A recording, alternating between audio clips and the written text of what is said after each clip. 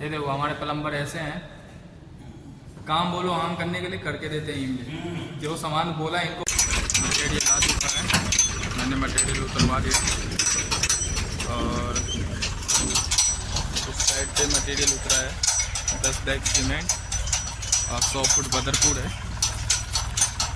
और मिस्त्री, इसका मिस्त्री मिलना ना बहुत बड़ा मुश्किल हो जाता है, जल्दी मिलता नहीं है। बड़े बड़े स्टोन से बाउंड्री वॉल बनती है यहाँ पे, अच्छा खासा मजबूत होता है ये, मतलब ब्रिक्स वॉल से तो सही होता है, जो घेराबंदी के लिए बाउंड्री के लिए यूज किया जाता है इसे। तो देख सकते हैं कल जो ये बाउंड्री जेसीबी से गिर गया था, वो आज कारीगर काम करना लग गया है, इसको फिर से बनाने लग गया है। ये दिक्कत ऐसा हुआ कुछ कल, जो कि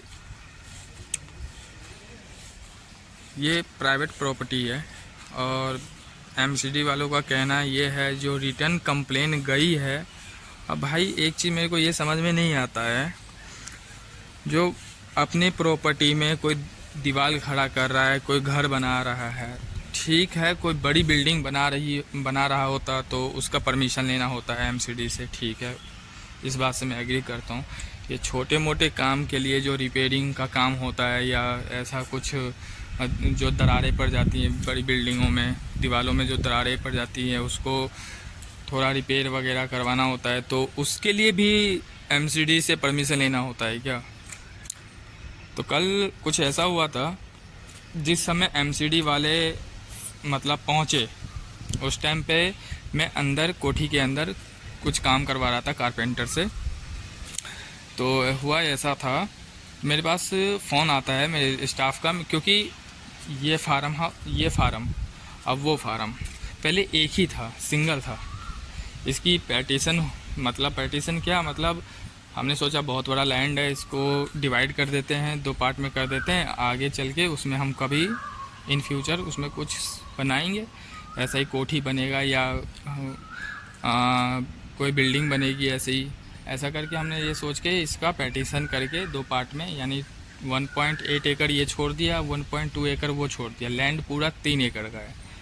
तो ऐसा करके किया, ये बाउंड्री बनवा दी बीच में। अब वो ये वाला जो बाउंड्री वॉल के है उस साइड से ड्राइवे है जो कि मेन रोड से कनेक्ट है, जो गाड़ी वाड़ी अंदर आती है, आके अंदर अपना कोठी में जाएगी या फिर उस फार्म हाउस में जाएगी। उसका सेपरेट गेट है, इस फार्म का सेपरेट गेट है, अलग अलग गेट है दोनों के, कहने का मतलब ये। तो मैं कोठी के अंदर काम करवा रहा था, तो मेरे स्टाफ का फ़ोन आता है, जो भैया ऐसी ऐसी बात है, पुलिस वाले आए हुए हैं। तो बाहर पुलिस की गाड़ी खड़ी है ऐसी, मैं गया तो उस समय में पुलिस वाले कुछ कर नहीं रहे थे अपने गाड़ी में, वो लोग बैठे हुए थे, हम लोग अपना वो ठीक है भाई पेट्रोलिंग पे होंगे या कोई बात, मेरे दिमाग जहन में ये बात नहीं आई जो ऐसा कुछ होगा। इसके बाद मैं अंदर आ गया, अर्बन कंपनी से, हंस ग्रो करके एक कंपनी है, वहाँ मैंने कंप्लेंट डाला हुआ था मॉर्निंग में ही। तो वहाँ से भी एक बंदा आया, फ़ोन किया, जो सर मैं यहाँ आ चुका हूँ, आपके फार्म हाउस पे आ चुका हूँ, तो आप आ जाओ। मैंने कहा ठीक है, आप गेट पे रुको, मैं आता हूँ, क्योंकि गेट पे जो गार्ड रहता है, जब तक वेरीफाई मैं नहीं करूँगा या उसको कॉल नहीं करूँगा जो हाँ जी फलाना बंदा आया है उसको अंदर ले लो, तब तक वो लेगा नहीं। तो मैं सोचा ठीक है मैं ही जाता हूँ, देखता हूँ कौन है। फिर गया तो इतने में मेरे स्टाफ का फ़ोन आता है, जो भैया जेसीबी, मैं उसको अंदर लेके आया, काम वाम दिखा रहा था, इतने में फ़ोन आता है स्टाफ का, जो भैया ये तो जेसीबी लेके आ गए हैं, धमकी दे रहे हैं, गेट खोलो नहीं तो तुम भी अंदर जाओगे, ऐसा करके बोल रहे हैं। मैं कहा ऐसा कौन आ गया भाई? मैं फटाफट भागते हुए गया वहाँ पे, तो जीएम आया हुआ था, जीएम था कि पता नहीं, ऐसा ही कुछ एमसीडी के डिपार्टमेंट का कोई स्टाफ था, सीनियर स्टाफ था, उसके साथ 2 कांस्टेबल थे, 2-3 बंदे और थे सिविल ड्रेस में, पता नहीं वो पुलिस वाले ही थे कि क्या थे, मैंने उनसे कोई बात नहीं करी। और कल के वीडियो में वो है, अगर आपको समझ में नहीं आए तो कल वाला वीडियो जाके देख लीजिएगा। तो मैंने वहाँ पे वीडियो रिकॉर्ड करना सही नहीं समझा। एक्चुअली में क्या होता है, हम भाई कुछ भी है तो स्टाफ हैं यहाँ के, और ये यहाँ जो है ना, कोई भी सवाल मतलब ये लोग उल्टा ही ले लेते हैं। मतलब अगर वीडियो शूट करते हुए देख मैं हुआ क्या, तो फिर मैं आता हूँ, उस मुद्दे पे भी आऊँगा। जब मैं आया तो मैंने बोला हाँ जी, आप में से सीनियर कौन है या किससे मेरे को बात करनी पड़ेगी। बोले क्या, एसजीएम से बात कीजिए। हाँ, एसजीएम आया हुआ था तो एमसीडी से। तो मैंने उससे बोला हाँ जी साहब क्या बात है। तो ये मेरे से इंक्वायरी करने लगे, जो ये बाउंड्री कितने टाइम पहले बनी है और कौन है इसका ओनर, ये ऐसा वैसा।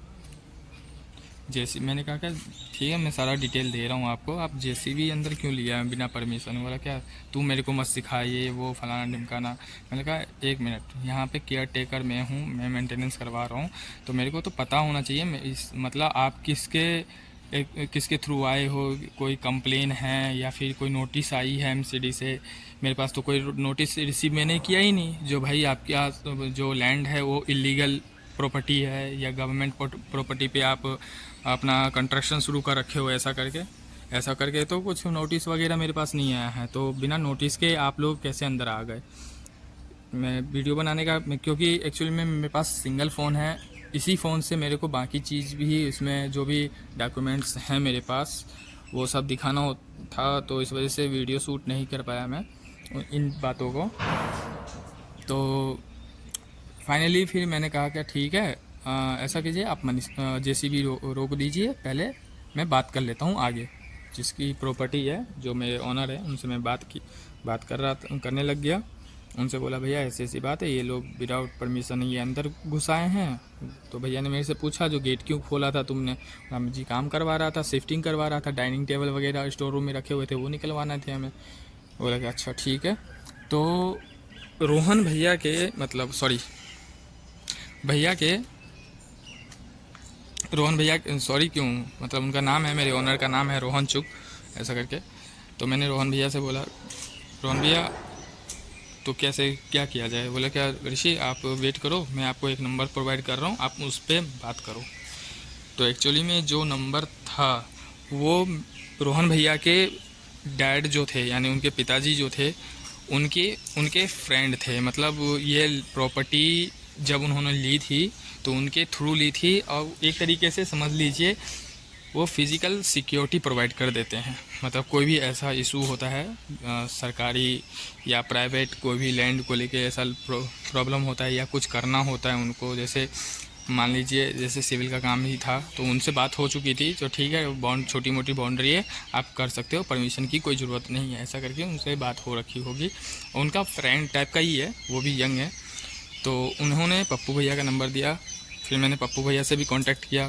तो बोले ऋषि बात हो गई है मेरी रोहन जी से, मैं 10 मिनट में फार्म पे पहुंच रहा हूँ।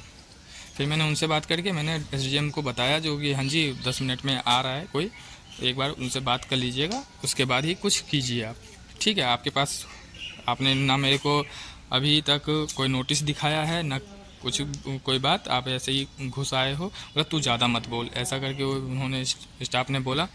फिर भी मैं कहा चलो यार, इन लोग बड़े लोग हैं, ये लोग आपस में क्या करेंगे क्या नहीं करेंगे, ज़्यादा सवाल जवाब करना मेरे लिए सही नहीं है, क्योंकि मैं बाहर का बंदा हूँ और लोकल वाले से किसी तरीके से बहस नहीं किया जा सकता है, क्योंकि ये लोग छूटते ही हाथ भी छोड़ देते हैं, इन लोगों को कोई फ़र्क नहीं पड़ता है।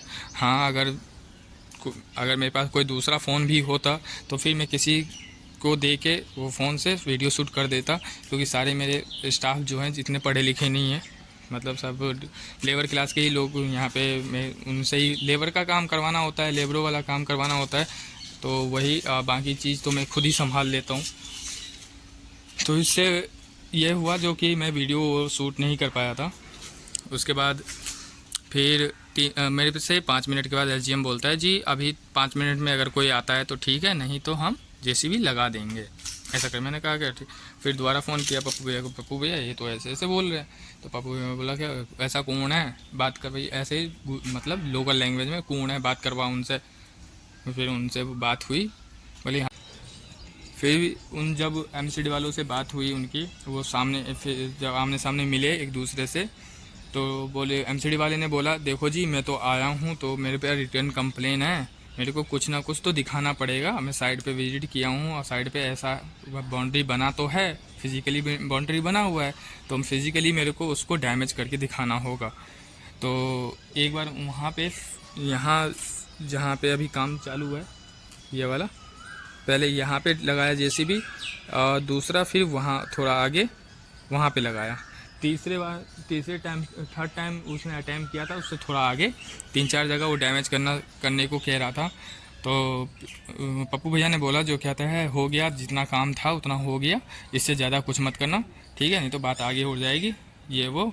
तुम भी भाई वही बात हो जाती है ना, समंदर में रह के मगरमच्छ से कोई बैर नहीं कर सकता है, वो होगा बड़ा अधिकारी तो होगा। पप्पू भाई भी कुछ बोले होंगे तो कुछ सोच समझ के ही बोले होंगे, तो उतने उससे कुछ ना कुछ बड़े बंदों को जानते ही होंगे। इसीलिए मेरे को जहाँ तक लगता है, ये मेरे पॉइंट ऑफ व्यू से ये लगा मेरे को, जो भाई ये बंदा पप्पू भाई जो हैं वो कुछ तो है, मतलब उसके एक बार रोक देने से जेसीबी वहीं पे रुक गई, इससे बढ़ के कुछ काम नहीं हुआ। मतलब फिर उन्होंने फार्म हाउस से बाहर ही एग्जिट ही हो गए सब के सब अपने आप ही।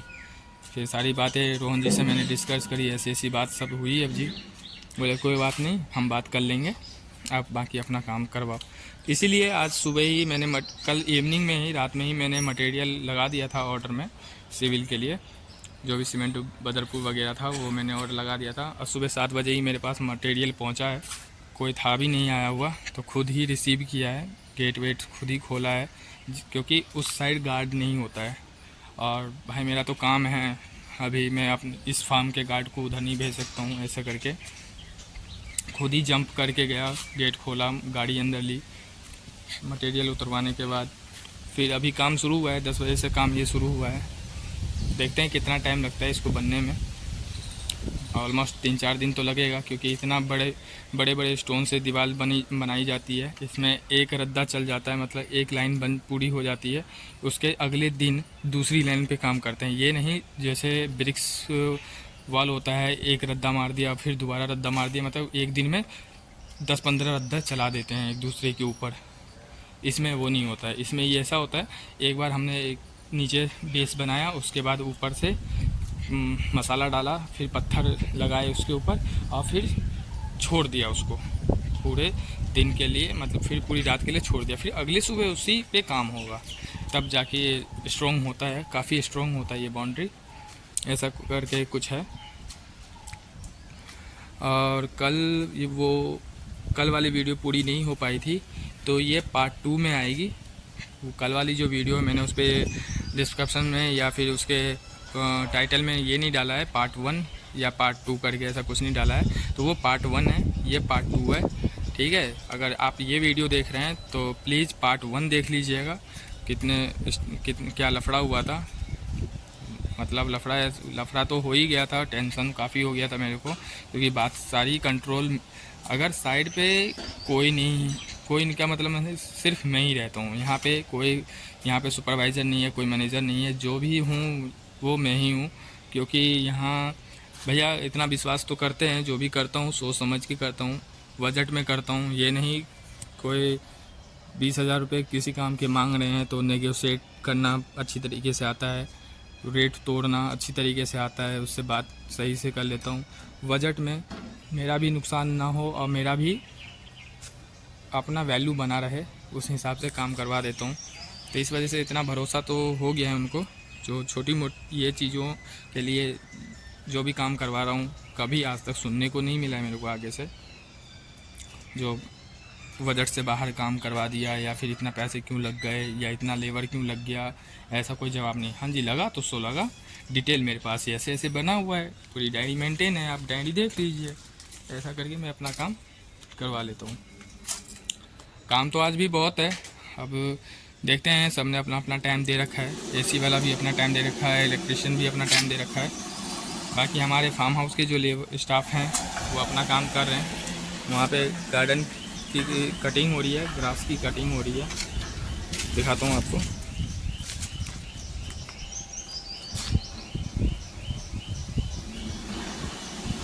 वहाँ ग्रास की कटिंग चल रही है।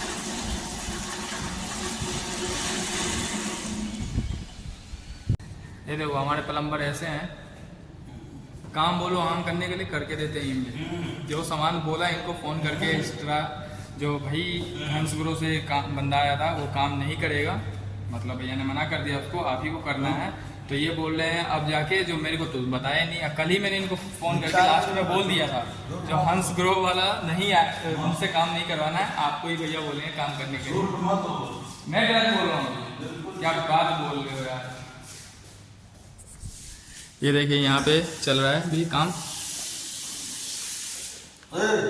छोटा सीढ़ी देखिए सर, सीढ़ी देखिए, इसको करना होता है। 8-10 फीट का कोई सीढ़ी, इसको ठीक करो। ये ऊंचा बाहर जाओ, बाहर कोई मिलेगा, कोई माली वगैरह मिलेगा हमारा, तो उससे बोलना क्या छोटा वाला सीढ़ी देने के लिए। हाँ, और जब सीढ़ी लेके आना तो कहीं दीवार उवाल में टक्कर मत मार देना, किसी गेट में टक्कर मत मारना। हाँ, ठेकेदार का बात सुना करो, तो किसी काम के ही नहीं है ठेकेदार हमारे। बोलो आम करने के सही कह रहे हैं, कमाओ आप, जैगवार का माल खरीदते हो आप, और जैगवार का पेमेंट इतना होता है, 4 सामान आया साला 15-20 हज़ार रुपये का। मैं कहाँ से खरीदूँ भाई, मेरे को यहीं से फुर्सत नहीं है, दुकान जाने का क्या मतलब बनता है। हमारे ड्राइवर साहब है ना, काना वो है वो छोटा वाला वो रहा वहाँ पे। चलो उठा लो। राम राम, क्या हाल है भाई? मेन गेट में ताला लगा हुआ है ना। अब क्यों ताला? अब क्या